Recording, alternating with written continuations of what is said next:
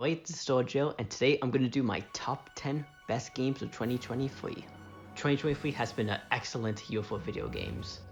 There was a lot of great games. There was still some games I haven't played yet, and some that I played but haven't beaten. These are the games on my list that I have beaten. Before I get started, I'm going to have one honorable mention. Oil Whale Move It. This was a great WarioWare game. It really brings the motion controls like smooth moves. A lot of fun. And wacky. Motion controls do take time to get a hang of it, but once you get a hang of it, you will have a blast. Number 10, Final Fantasy 16. The reason why this game is not that high in the list because I do think the game does have a couple flaws. The story had sometimes pointless subplots and a forgettable villain, but it still goes on this list for its excellent action combat, epic monster boss fights, and the soundtrack. Clive, Jill, and Joshua were both memorable characters. I do both Final Fantasy 7 Remake and 15 better than this. I'm looking forward to see how the sequel to Final Fantasy 7 Remake would do. Number 9, Sea of Stars. This is a game of spiritual successor to not just Chrono Trigger, also with Mario RPG. The story was great, with twists and turns. The combat was excellent. It had fantastic soundtrack, memorable map designs, and excellent character development. The only reason this game is not as high because the two flaws of the game is you can't run away during combat, and to unlock the true last boss, you have to collect these rainbow conch, and that can feel like being a troll. But overall, this is a great JRPG. Number 8, Resident Evil 4 Remake. Another great Resident Evil game. I do think Resident Evil 2 Remake and Village is better than this, but I do still enjoy this game.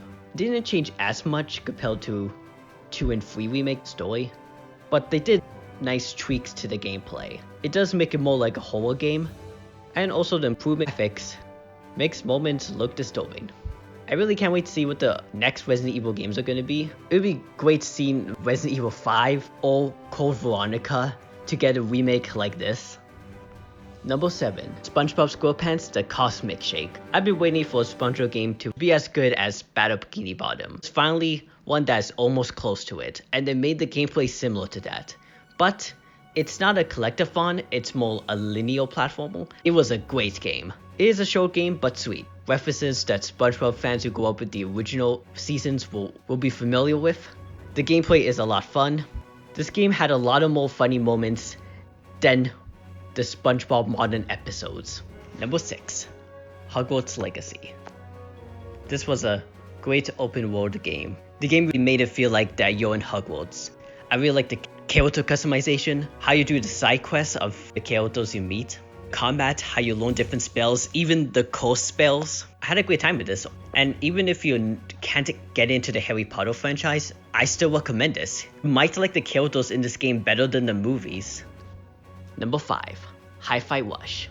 This is a game that just announced out of nowhere. It was first announced in a Xbox or like Nintendo Direct, and this was a surprise announcement. Was announced that it will come right away after its announcement, and this game was a surprise. Hi-Fi Rush is a beat 'em up game / platformer, and also making the combat of like a rhythm game. The boss fights was fun, characters were fun, and the gameplay was great. I really like the art style to the game. It's surprisingly an excellent game, hidden gem that you must play. And I think this is the best exclusive that Xbox did yet. Number 4, Star Wars Jedi Survival. Yes, I played this game on PC and there were performance problems. But despite the performance problems, really enjoyed this game. The boss fights were excellent and challenging. The game had an excellent story that keep me engaged from beginning to the end. There were twists and turns and emotional moments. I had a blast with this game. Number 3, Marvel Spider-Man 2. We've been waiting for this game since the announcement in 2021, and it was worth the wait. Great character development. The story felt like a comic book movie that you don't see in some comic book movies today. The gameplay was excellent. Side quests that are must see to see the entire story. I enjoyed this game a lot that I platinumed it. This was another hit from PlayStation, and the only way to play this game is only on PS5. Number 2, Alan Wake 2. This is a horror game that will mess with you. It had an excellent story, terrifying moments, and weird moments. Both Alan and Saga were excellent characters. I really like how they're taking the gameplay elements from both Resident Evil and Silent Hill 2. I really love this game. And of course, it was worth the wait and it didn't disappoint. And my number one favorite game of 2023 is Armored Core 6: Files of Rumicron. This game was an excellent game, better than I expected. It is challenging, but it does in a good way. It is hard to get into combat, but once you get a hang of it, you will enjoy it. The boss fights were excellent, the gameplay was great, and it surprisingly had a great story, with twists and turns. I really do enjoy the mechanics of this game, and I really loved it. Another great game for From Software that I don't know why this game didn't got nominated for like Game of the Year. It should have did. I mean, From Software, Sekiro did, and Elden Ring did, and they both win Game of the Year. So I don't know why. This is another win for From Software. And if you couldn't get into the Dark Souls franchise, I recommend giving this game a shot. You may like this game more better. Armored Core 6 is a must play. That's my list. Hope you enjoy it.